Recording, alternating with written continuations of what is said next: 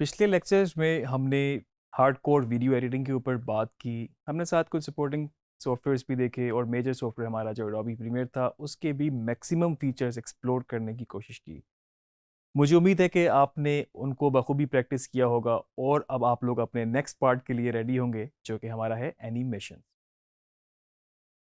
Animation part के लिए जो सॉफ्टवेयर हम यूज़ कर रहे हैं वो है Adobe after effect. Adobe after effect basically एक ऐसा सॉफ्टवेयर है जिसमें आप मोशन ग्राफिक्स, जिसमें आप एनिमेशंस, जिसमें आप कंपोजिटिंग, विजुअल इफेक्ट्स और कलर ग्रेडिंग वगैरह जैसी चीज़ें भी कर सकते हैं। इसका यूजेज भी फिल्म में, ब्रॉडकास्ट में और जितनी भी आप डिजिटल मीडिया पे, सोशल मीडिया पे जितनी भी वीडियोस एनिमेटेड देखते हैं वो भी आफ्टर इफेक्ट में बनी होती हैं। अब आप ये सोचेंगे कि ये सारी चीज़ें तो हमने कुछ प्रीमियर में भी देखी थी, प्रीमियर में भी मोशन ग्राफिक्स थे, एनिमेशंस थी, किसी हद तक हमने मास्किंग के साथ कंपोजिटिंग भी की। तो मैं आपको थोड़ा सा एक डिफरेंस बताता चलूँ। जो एडोबी प्रीमियर प्रो है बेसिकली वो आपका एक ऐसा सॉफ्टवेयर है जिसके अंदर आप हार्डकोर एडिटिंग करते हैं। साथ में आप उसमें एडिटिंग साउंड की भी कर सकते हैं और थोड़ा सा आप इमेजेस वगैरह के साथ भी प्ले अराउंड कर सकते हैं। और अपनी कोई आपके पास ऐसा प्रोजेक्ट हो, कोई फिल्म हो, ड्रामा हो, म्यूज़िक वीडियो हो, तो वो हार्ड कोर एडिटिंग के लिए आप उसको इस्तेमाल कर सकते हैं और बाद में ग्रेड वगैरह भी उस पर आप कर सकते हैं। अब जिस तरह ग्रेड है, कलर ग्रेडिंग लूमेट्री के थ्रू हमने की थी, बहुत सारी जगहों पे प्रीमियर पे एडिटिंग की जाती है, उसके बाद ग्रेड के लिए और कोई सपोर्टिंग सॉफ्टवेयर जो कि डेडिकेटेड स्पेसिफिकली बना ही ग्रेडिंग के लिए हो तो वो यूज़ किया जाता है। तो अगेन मैं एक बात आपको रिपीट करना चाहूँगा कि ये जो सॉफ्टवेयर्स हैं ये एक टूल हैं। इसको ऑपरेट किस तरह करना है, इसको आपने किस तरह से प्ले अराउंड करना है चीज़ों के साथ, वो टोटली आपके अपने स्किल सेट पे डिपेंड करता है। तो एडोबी आफ्टर इफेक्ट में भी आप एडिटिंग भी कर सकते हैं, लेकिन एडिटिंग के कंट्रोल, एडिटिंग की चीज़ें इस पे वैसी नहीं है जैसे आपको प्रीमियर पे मिलेंगी।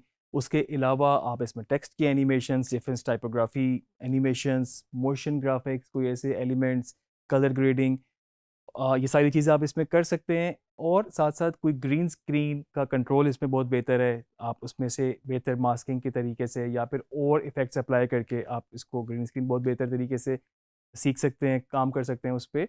और इसके अलावा मेजरली आप इस पे कंपोजिटिंग भी कर सकते हैं। सबसे पहले मैं बात करता हूँ मोशन ग्राफिक्स की। तो मोशन ग्राफिक्स क्या है? मोशन ग्राफिक्स बेसिकली नाम से ही पता लगता है कि ग्राफिक्स इन मोशन, मतलब इससे सिंपल डेफिनेशन इसकी हो नहीं सकती। इसको मोशन डिज़ाइन का नाम भी दिया जा सकता है। आप देख लें आपके पास जो डिज़ाइन हो, बेशक वो कहीं भी डिज़ाइन हुआ हो, अगर उसको आपने एनिमेट किया है, मोशन दी है, तो वो आपका मोशन ग्राफिक्स कहलाएगा। अक्सर आपकी स्टोरीज़ पे फेसबुक, इंस्टाग्राम वगैरह पे भी आप देखते हैं कोई डिज़ाइन इस तरह का बना हुआ है और उसमें कोई चीज़ पहले अपीयर, कोई बाद में अपीयर, कोई फेड इन हो रही है, कोई मूव हो रही है, कोई वाइप हो रही है, तो वो सारे मोशन ग्राफिक्स की कैटेगरी में आएंगे। हमने बात की एनिमेशंस की, तो मैं आपको थोड़ा सा एनिमेशन का भी बताता चलूँ। एनिमेशन भी बेसिकली एक मूवमेंट ही है। मतलब इसमें आप इस तरह समझ लें कि मैनिपुलेट किया जाता है आपके इमेजेस को या आपके जो भी एलिमेंट हो, कोई टेक्स्ट हो, कि आपको वो मूविंग इमेजेस लगें।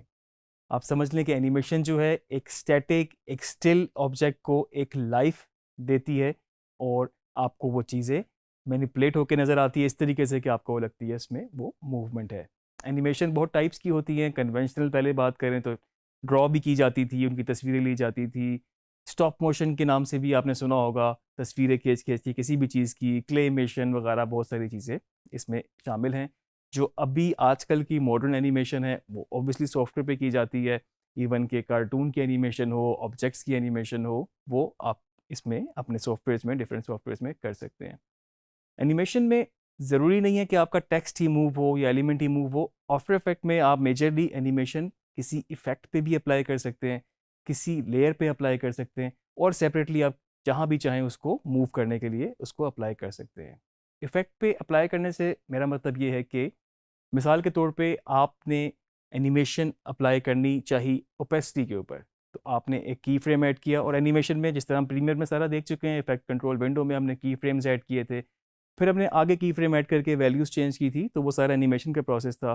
तो ओपेसिटी में अगर आपने एक जगह की फ्रेम अप्लाई किया और उसकी ओपेसिटी आपने 0 कर दी और नेक्स्ट की फ्रेम पे आपने उसकी वैल्यू 100 कर दी, तो आप देख सकते हैं कि वो 0 से 100 पे ट्रेवल करेगी, आपकी ओपेसिटी एनिमेट होगी और वो वैल्यू आपको ऐसे लगेगा आपको आप कह लें कि नज़र इस तरह का कि वो फेड इन हुआ है। तो बेसिकली बैक एंड पे जो प्रोसेस था वो आपने इन दो वैल्यूज़ को आपस में एनिमेट कर दिया। हमने बात की वीएफएक्स की भी। तो वीएफएक्स बेसिकली विजुअल इफेक्ट्स। इसमें आप समझ लें कि एक ऐसी इमेजरी क्रिएट की जाती है, आपने अक्सर सीजीआई का भी नाम सुना होगा, कंप्यूटर जनरेटेड इमेजरी। तो ऐसी इमेजरी क्रिएट की जाती है जो एक्चुअल लाइफ में या रिकॉर्डिंग में, प्रोडक्शन में नहीं होती, और आप बाद में उसको पोस्ट प्रोडक्शन में ऐड करते हैं।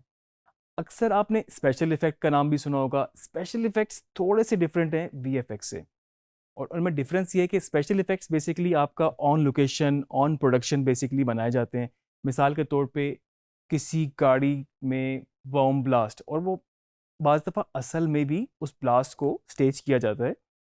वो स्मोक प्रॉपर होगा, मे बी बाद में वीएफएक्स के थ्रू इन्हेंस कर दिया जाए, या फिर आग लगी हुई है वो एक्चुअल आग हो, लेकिन वो एक कंट्रोल्ड सेफ इन्वायरमेंट में किया जाता है। अक्सर गन का जो गन लगती है, गोली अगर लगती है तो उसका भी जो कोई स्पॉट है, कोई चीज़ है, तो वो भी स्पेशल इफेक्ट में आता है।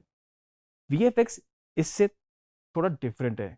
आपको एक्चुअल वीडियो के साथ अपने वो एलिमेंट मिक्स करने होते हैं जो कि असल में पॉसिबल नहीं है। सीजीआई की टर्म आपने अक्सर सुनी हो, तो वो कंप्यूटर जनरेटेड इमेजरी होती है। मिसाल के तौर पे planet of the apps movie, अब उसमें जो एप्स थे वो असल तो नहीं थे, वो सीजीआई के थ्रू बनाए गए और असल वीडियो के साथ उनको मिक्स किया गया। और इसी तरह से आपने एवाटार देखी होगी, उसमें भी जो कैरेक्टर्स थे वो भी वीएफएक्स के थ्रू बनाए गए। ग्रीन स्क्रीन की हम बात कर चुके हैं, हमने ग्रीन स्क्रीन को की भी करके देखा था, हमने ग्रीन स्क्रीन की जगह डिफरेंट बैकग्राउंड लगा के देखा था। तो बेसिकली ग्रीन स्क्रीन का बहुत ज़्यादा यूजेज होता है इस तरह के वीएफएक्स के एलिमेंट में। और ग्रीन स्क्रीन को की करने के बाद आप उसको कंपोजिट करते हैं अपनी एक्चुअल वीडियो के साथ, या फिर ऐसी सीजीआई वीडियो के साथ जो कि आपने अलग क्रिएट की हो। कंपोजिट का मैंने जिक्र किया, तो लाजमी है कि मैं आपको कंपोजिटिंग के बारे में भी बताऊं। तो कंपोजिटिंग बेसिकली क्या है, आप दो डिफरेंट वीडियोस को जो अलग अलग जगहों पे शूट हुई है, अलग अलग टाइम एंड स्पेस में शूट हुई है, आप उनको मिक्स कर रहे हैं। दो या दो से ज़्यादा भी हो सकती हैं, इसमें वीडियो भी हो सकती हैं, इसमें कोई और एलिमेंट्स भी हो सकते हैं, इसमें कोई 3D जनरेटेड कोई चीज़ें बनी हो सकती हैं। तो आप उनको जब मिक्स करते हैं आपस में कि वो एक हिस्सा लगे वीडियो का, तो वो बेसिकली आपका प्रोसेस कंपोजिटिंग कहलाता है। इसकी मैं आपको बेहतरीन एग्जांपल दूं, जुरासिक पार्क। जुरासिक पार्क में जो डायनासोर्स हैं, मतलब 100% वो असल तो हो नहीं सकते, और जो कैरेक्टर्स हैं, जो उसमें कास्ट है, जिस तरह से वो एक्ट कर रही है, जिस तरह से वो सारी फिल्म हो रही है, वो सब कुछ असल है। लेकिन अगर आप जिस सीन में देखते हैं कि एक बंदे के सामने डायनासोर आ जाता है, तो वो ऑब्वियसली दो चीज़ों को कंपोजिट किया गया। डायनासोर अलग से बनाए गए और उसको कंपोजिट किया गया आपकी एक्चुअल वीडियो के साथ, और उसमें सारा पोस्ट प्रोडक्शन प्रोसेस इन्वॉल्व होता है, क्रिएशन से लेके colour grading, compositing, green screen वगैरह सब कुछ इसमें शामिल होता है। आफ्टर इफेक्ट को मज़ीद एक्सप्लोर करेंगे, प्रैक्टिकली भी देखेंगे। प्रीमियर से ये थोड़ा डिफरेंट है, थोड़ा कॉम्प्लिकेटेड है। अगर आपकी बेसिक्स प्रीमियर पे अच्छी होंगी, आपने अच्छी तरह प्रैक्टिस की होंगी, तो मुझे यकीन है कि आपको आफ्टर इफेक्ट भी बेहतर तरीके से आ जाएगा।